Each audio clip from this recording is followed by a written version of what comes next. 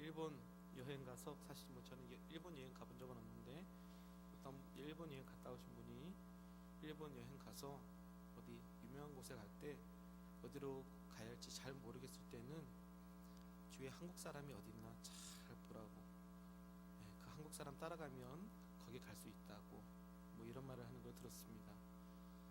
일본에 여행을 많이 가다 보니까 또 가고자 하는 곳이 비슷비슷하다 보니까 이런 얘기가 나오나 봅니다. 제가 예전에 대전 엑스포 여러분 기억나십니까? 20년도 더 된 옛날 이야기 같은데요. 정말 한국에서 정말 크게 한 적이 있었죠. 대전 엑스포. 정말 사람들이 많이 와서 코너마다 기다리는데 보통 한 2-3시간은 좋게 걸렸던 것 같습니다. 그 여름에 땡볕에 짧은 줄이 있으면 정말 행운이다라고는 거기에 줄을 서곤 했는데, 그렇게 줄 서다 보면 맨 앞에 화장실이 있고, 또 어떤 데는 또 줄이 있어서 또 서보니까 거기는 정말 줄이 아니고 그냥 사람들이 모여 있는 데였고, 엉뚱하게 줄을 섰던 기억들이 납니다. 이와 반대로 요즘 또 놀이공원에 가보니까요, 그 반대였습니다. 입구에는 사람이 전혀 없더라고요. 그래서 그 놀이공원 입구에 딱 들어가 보니까 입구에서 놀이기구까지 1-2시간이 걸리는 거였습니다. 그래서 입구에는 사람이 전혀 없는 것처럼 보이지만 정작 들어가 보면 그 줄이 끝도 없는 뭐 그런 기다림이 필요한 것도 있었습니다. 여러분은 어떤 영적인 줄에 서 있습니까? 그리고 그 영적인 줄, 그 기다림의 끝엔 무엇이 있습니까? 혹시라도 딱 들어가 볼 때는 굉장히 짧아 보였는데 막상 이렇게 들어와 보니까 너무 길어서 그 기다림에 혹시 지치진 않으셨나 모르겠습니다. 바울 사도께서 데살로니가 교인들을 초청한 그 복음의 초청은 그냥 사도 바울 개인의 어떤 부름이 아니라 하나님의 부름, 하나님의 초청이었다라고 12절에서 말하고 있습니다. 그리고 그 초청의 끝에는 무엇이 있습니까? 하나님의 나라의 그 영광에 이르게 하시는, 하나님의 그 나라의 그 영광에 합당한 성도로서의 모습으로 우리를 빚어가겠다, 갖추시겠다 하는 하나님의 뜻을 밝히고 있습니다. 다시 말해 여기 있는 저와 여러분을 예수님의 모습으로 닮아가도록 우리를 빚으시겠다는 겁니다. 이것이 바로 하나님의 뜻입니다. 우리가 서 있는 줄은 바로 그 줄입니다, 여러분. 그 영적인 줄의 끝에는 예수님의 형상까지 저와 여러분들이 닮아가게 하시는 그 영적인 줄의 끝에는 결국엔 그곳까지 우리를 이끌어 가시는 그 하나님의 각오가 담겨 있단 말입니다. 때로는 내 모습을 볼 때는 사실 믿어지지 않습니다. 이건 절대 안 되겠다라고 생각이 되는데, 근데도 이것이 하나님의 뜻이랍니다. 바로 이것이 하나님의 부름이고 하나님의 초청이랍니다. 하나님께서 이를 이루시겠다는 것이죠. 팔 걷어붙이고 그 하나님의 나라, 그 영광의 나라에 걸맞는 합당한 성도로서, 다시 말해 예수 그리스도의 장성한 분량까지 저와 여러분들을 자라게 하시겠다는 것이죠. 그러면 어떻게? 그럼 이것을 어떻게 주님께서 이루어 가실까라는 그 다음에 질문이 생길 수 있습니다. 왜 그렇습니까? 정말 불가능해 보이기 때문에 그렇습니다. 나 자신을 볼 때 정말 내 정체를 안다면 절대로 이것은 가능하지 않다는 것 너무나 잘 알기 때문에 그렇죠. 그럼 함께 13절을 읽어볼까요? 13절을 함께 읽어보겠습니다. 시작. 이러므로 우리가 하나님께 끊임없이 감사함은 너희가 우리에게 들은 바 하나님의 말씀을 받을 때에 사람의 말로 받지 아니하고 하나님의 말씀으로 받음이니 진실로 그러하도다. 이 말씀이 또한 너희 믿는 자 가운데서 역사하느니라. 아멘. 너희 믿는 자 가운데서 역사하는 것이 무엇이냐? 데살로니가 교회 성도들이 어떻게 그 부름에 합당한 성도로서 성장해 가는가, 역사해 가는가, 그 비밀에 대해 사실 모두가 아는 사실이지만, 그러나 이것을 지키는 자가 소수에 불과한 이 비밀에 대해 바울 사도께서 이렇게 말씀하시는 것입니다. 하나님의 말씀을 받을 때에 사람의 말로 받지 아니하고 하나님의 말씀으로 받음이니라고 말합니다. 먼저 이 하나님의 말씀으로 받는다, 이 말씀의 그 첫 번째는 아마도 그 하나님의 말씀, 우리에게 주신 이 하나님의 말씀에 대한 것일 수 있습니다.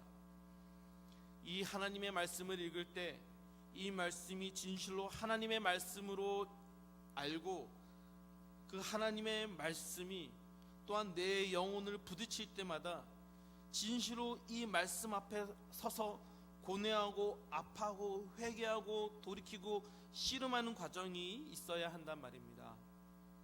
정말로 이 성경 말씀을 읽었을 때 이 구절이 내게 와서 그 도전하는 그 말씀이 정말로 내 인생을 정말 찌르는 하나님의 말씀으로 정말 이 말씀 앞에 진실로 서야 한다, 이 말씀일 것입니다. 비록 우리가 있는 이 성경 말씀은 문체도 다양하고 시대도 다양하고 여러 사람들에 의해서 기록된 사람의 이야기고 어떠한 나라의 이야기지만 이 말씀의 참 저자가 우리 하나님이신 줄 믿고 이 말씀을 이렇게 기록하신 하나님의 분명한 목적과 이유와 뜻이 있음을 깊이 묵상하면서 고민하면서 이 말씀을 대하라는 것입니다. 하나님께서 왜 이렇게 말씀하실까? 도대체 이 문맥에서 하나님의 마음은 무엇일까? 솔직히 우리의 가지고 있는 이 부족한 지성으로는 그분의 뜻을 다 쫓아갈 수 없지만 그럼에도 이 성경의 저자이신 하나님의 눈으로 성경을 보려고 하고 읽으려고 하고 또 그렇게 읽히지 않을 때 하나님께 간구하고 애통해하며 성령의 지혜를 구하는 것, 그렇게 성경을 보는 것 아닐까 생각이 됩니다. 이것이 바로 우리에게 주신 이 말씀이 하나님의 말씀이라는 것, 사람의 글로 사람의 전통에 따라 사람의 문화가 섞여 있는 단순히 4,000년 전, 2,000년 전 쓰여진 책이 아니라 이 말씀이 하나님의 말씀이기 때문에 사람의 생각으로 내 생각으로 성경을 판단하는 것이 아니라 더더욱 성령을 의지해서 성경을 봐야 하는 것이겠죠. 이것이 첫 번째, 바로 우리에게 주신 이 말씀이 하나님의 말씀으로 봐야 한다라는 것을 말한다면 13절을 다시 봐서 너희가 우리에게 들은 바 하나님의 말씀을 받을 때에 라는 것으로 이 상황을 다시 한번 되짚어 보려고 합니다. 너희가, 즉 데살로니가 교회 너희 성도들이 우리에게서 들은 바, 즉 바울 사도와 그 일행들이 그들에게 전할 때에 그들이 들은 그 하나님의 말씀, 바울과 그 전도팀이 데살로니가 교인들에게 구약을 강의하고 그들에게 그 복음을 가르칠 때 그 설교를 듣고 있던 무리들이 그 들리는 설교를 무엇으로 받았다는 말입니까? 하나님의 말씀으로 받았다라는 말입니다. 굉장히 놀랍지요. 사실 이 앞에 강단에 서 있는 이 사람은 굉장히 연약한 인간이 강단에서 설교하는데 그것이 어떻게 하나님의 말씀일 수 있을까? 그게 어떻게 하나님의 말씀으로 믿어지나?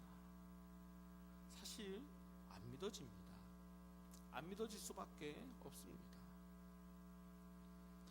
여기 서 있는 저의 연약함을 아는 여러분이 어떻게 설교자의 말을 이 강단에 서 있다고 해서 그것이 하나님의 말씀일 수 있겠냐라고 질문할 수 있다는 겁니다. 설교자들 사이에서 회자되는 아주 오랜 이런 이야기가 있습니다. 설교는 사모가 은혜를 받으면 온 성도가 은혜를 받는다, 뭐 이런 얘기가 있습니다. 왜 그럴까요? 설교자의 연약함을 너무 잘 알기 때문입니다.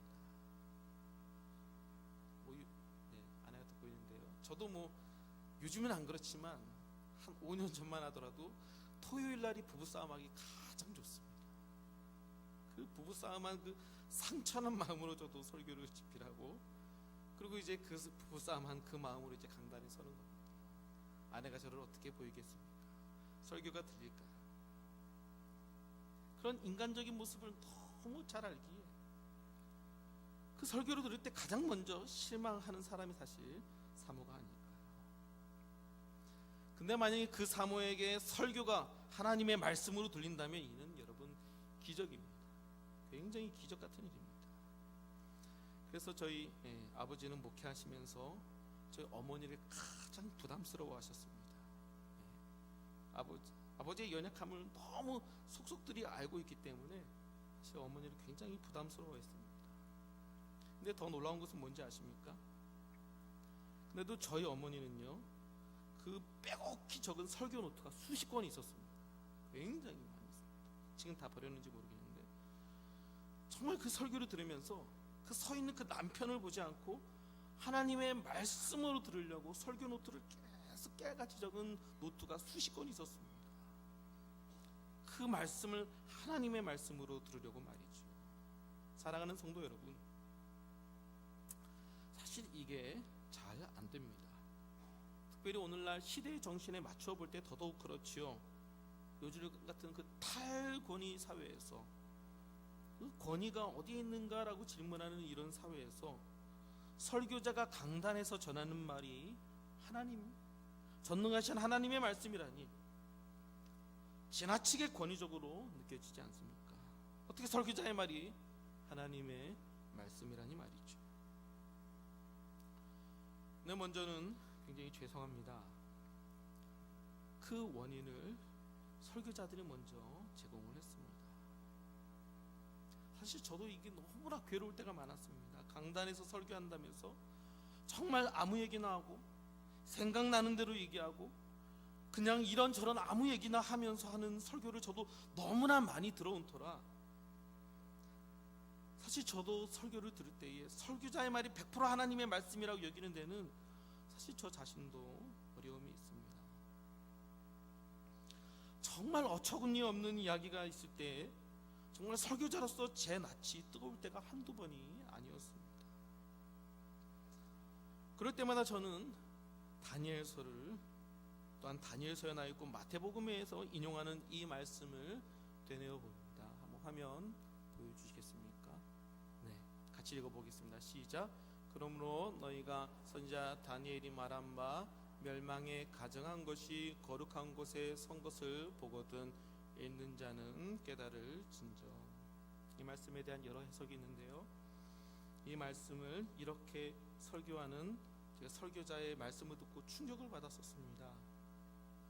그 설교자는 이렇게 설교했습니다. 멸망에 가정한 것이 거룩한 곳에 쓴 것이란 다름 아닌 하나님의 그 은혜의 수단으로서 우리에게 주신 그 영광스러운 하나님의 말씀, 그 하나님의 말씀이 선포되어야 할 그 말씀의 강단에 멸망에 가증한 것이 선 것, 즉 하나님의 말씀이 아닌 자기 생각과 세상의 가치와 사람들의 이야기와 거짓 이야기로 도배되어 버린 하나님의 강단을 말하는 것이라고 가르친다는 것입니다. 말세에 일어날 일 중에 하나로서 이 멸망에 가증한 것이 거룩한 곳에 선 것을 보거든요. 너무나 지나친 생각일지는 모르겠습니다. 그러나 저는 이것을 다른 사람이 아니라 저 자신에게 되어 보려고 이 말씀을 항상 생각합니다. 다른 사람이 아니라 저 자신에게 이 기준으로 되는 겁니다. 혹 내가 여기 선 것이, 혹 내가 이 강단에 선포하는 이 말씀이 마지막 때에 나타날 멸망에 가증한 것이 되고 있는 것은 아닌가, 그런 두려움을 갖고 이 강단에 나갈 때마다 고민이 드는 겁니다. 내가 무엇을 전한 것인가, 정말 주님의 바른 말씀이 선포되고 있는가에 대한 질문이 끝없이 이어지는 것, 이것이 설교자의 고민이 아닐까 생각이 됩니다. 사랑하는 성도 여러분, 설교자가 연약합니다. 다 아시죠? 사실 너무 잘 아실 겁니다. 설교자가 굉장히 연약합니다. 쉽게 안쪽으로 치우쳐지고 자칫 넘어질 위험이 얼마나 많은지 모르겠습니다. 근데 주님께서 이 모든 것이 아심에도 주께서 그 교회를 그 연약한 사도들에게 맡긴 것처럼 이 영광스러운 하나님의 말씀을 이런 연약한 설교자에게 맡겼다는 것, 그리고 이런 연약한 설교자를 통하여 하나님의 말씀을 선포하게 하신 것, 이것이 놀라운 신비와 그 영광이 아닌가 생각이 됩니다. 영광스러운 하나님의 말씀을 이런 연약한 설교자에게 맡기신 것, 마치 말씀이 육신이 되어 이 땅에 오신 예수님처럼, 그렇게 완전한 사람이 되신 예수님처럼 그와 같은 놀라운 신비가 말씀의 선포 현장에 나타나지 않는가요? 정말 부족하고 연약한 그 하나님의 말씀을, 그 연약한 자가 그 하나님의 말씀을 그 부족한 지성으로 풀어 선포하는데, 그 선포되는 말씀에 성령께서 함께 하시고, 또한 이를 듣는 성도들의 심령 가운데 성령께서 역사하시면 어떻게 합니까? 주께서 역사하시는 것입니다. 이 말씀을 듣는 청중들이 이것을 사람의 말이 아닌 하나님의 말씀으로, 역사하는 하나님의 말씀으로 듣는 놀라운 기적과 역사의 현장 가운데 서 있게 되는 겁니다. 이것이 바로 설교이고 예배에서 경험하게 되는 놀라운 은혜지요. 말 잘하는 자가 서 있기 때문이 아닙니다. 하나님께서 이 가운데 함께 하시기 때문입니다. 예수님의 성육신과 같은 놀라운 역사가 사실 예배 설교 현장에 나타나는 겁니다. 연약한 인간의 이 설교자의 말이 하나님의 말씀으로 들려져 그 마음에 심겨지는 기적의 자리라는 것입니다. 사랑하는 성도 여러분, 하나님께서 하나님의 말씀을 선포하기를 원하십니다. 근데 그 그릇으로서 너무나 연약한 그릇, 질그릇을 사용하여서 전하시는 겁니다. 설교자는 그 담는 그릇일 뿐이죠. 때로는 그 그릇이 더러워서 이물질이 낄 때도 있지만, 하나님께서 이 강단을 통해 교회와 공동체에 하나님의 말씀을 공급하신다는 믿음, 이 믿음을 가지시기 바랍니다. 그리고 오늘도 이 말씀은 이 하나님의 말씀으로 받으시는 저와 여러분이 되시기를 예수님의 이름으로 부탁드립니다. 바로 이것입니다. 데살로니가 교인들이 하나님의 영광스러운 성도가 되는 데 있어서 중요한 부분, 바로 이 하나님의 말씀, 읽는 말씀일 뿐만 아니라 듣는 말씀에 대한 그 믿음, 하나님의 말씀으로 받는 그 겸손한 태도를, 또한 이것 자체를 우리가 예수 그리스도의 장성한 분량으로 나가게 하시는 하나님의 또한 하나의 비결로서, 과정으로서 설명하고 있다면, 그러나 이것만 있는 것은 아닙니다. 14절부터 무엇을 얘기합니까? 14절부터는 고난을 얘기합니다. 유대에 있는 교회들이 같은 유대인들에게 핍박을 받았듯이, 또한 너희 데살로니가 교회도 그 데살로니가 사람들에게 고난을 받는구나라고 말씀합니다. 그리고 15절 16절에서는요, 하나님의 교회를 대적하는 유대인들이 어떻게 교회를 핍박하는지를 상세히 전하고 있습니다. 예수와 선지자를 죽이고, 또한 우리 즉 복음 전하는 자들을, 그 예수 그리스도를 따르는 자들을 쫓아내고, 하나님을 믿는다고 하지만 사실 하나님을 기쁘게 하시기보다 사람을 적으로 여기면서 이방인이 하나님께로 돌아오는 것을 방해하고 금하는 것이죠. 그러므로 그들을 향한 하나님의 진노가 가득 채워진다고 말씀하고 있습니다. 이상합니다. 무엇이 이상합니까? 저는 여기서 이 한 부분을 초점을 맞춰보려고 하는 겁니다. 고통과 고난이 멀리서 오는 것이 아니라는 것입니다. 그 고통과 고난이 굉장히 가까이에서 오는 것입니다. 멀리 외부에서 아주 흉악한 자들이 들고 일어나서 찾아오는 것이 아니라, 가까이 있는 동족들, 어떻게 보면 함께 하나님을 믿던 신자들, 하나님의 영광을 위한다는 사람들에게서 고통이 오기 때문에 그렇습니다. 하나님을 믿는 제사장이 예수님을 잡아가두고 하나님을 따른다는 선지자들이 선지자를 잡아가두며 차라리 모르는 자라면 몰라서 그랬다고 이해라도 할 텐데 예수님의 판자가 예수님의 제자라니요. 이것이 정말 고통스러운 것은 나를 너무나 잘 아는 가까운 자가 나를 괴롭히니까 그 고통이 배가 되는 것입니다. 사실 믿음이 깨지고 신뢰가 무너지며 의지할 때가 더 이상 없는 것 아니겠습니까? 너무 가까운 자들에게서 당하는 이런 고난 때문에 말이죠. 근데 마지막 때에 우리가 당할 고난이 이런 고난이랍니다. 마태복음 10장 21절 22절 함께 읽어보겠습니다. 시작. 장차 형제가 형제를 아버지가 자식을 죽는데 내주며 자식들이 부모를 대적하여 죽게 하리라. 또 너희가 내 이름으로 말미암아 모든 사람에게 미움을 받을 것이나 끝까지 견디자는 구원을 얻으리라. 아멘. 차라리 멀리에서 모르는 사람에게서 오는 고난이라면 괜찮을 텐데 어쩌면 믿었던 너무나 가까운 예상치 못한 곳에서 믿었던 사람에게서 고난이 오기 때문에 이것이 정말 고난인 겁니다. 그래서 이것이 더 아픔이 되고 상처가 되고 어려움이 되는 겁니다. 그러니까 이제 아무도 믿지 말자, 상처받지 않기 위해서 아무도 믿지 말자 하는 것은 여러분 더 어리석은 겁니다. 이는 주께서 우리에게 말씀하시려는 의도와는 전혀 다른 것이죠. 이것은 오히려 사단이 기뻐하는 것이고 이 안에 분란을 주장하여서 교회를 무너뜨리기 위한 사단의 계략이지요.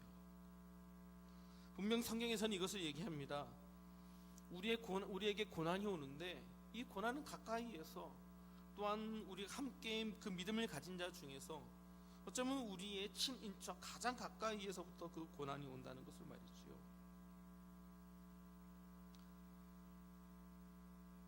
근데 보십시오. 성경에도 이런 고난을 곳곳에서 발견할 수 있는데요. 그 중에서도 이런 고통을 가장 많이 당하신 분이 누구입니까? 우리 예수님 아닙니까? 예수님을 따르던 제자들이 등을 돌리고 부인하며 떠나버리고 예수님의 제자가 예수님을 밟고 예수님이 이 모든 것을 그냥 바라볼 수밖에 없었습니다. 그런데 예수님께서 부활하신 다음에 예수님께서 어떻게 오십니까? 등을 돌리고 떠났던 그들에게 다시 찾아갑니다. 그들 하나하나를 다시 붙잡고 그들을 일으켜 세우시고 그들을 위로하시고 그들을 다시 제자로 사도로 하나님의 일꾼으로 세워주는 것을 우리가 볼 수 있습니다. 그분이 우리 주님이십니다. 이 땅에 있는 그 모든 배반과 고난과 핍박과 고통을 당하신 우리 예수님의 반응이 바로 이것이었습니다. 바로 용서라는 거예요. 사랑하는 성도 여러분, 고난이 있단 말입니다. 그리고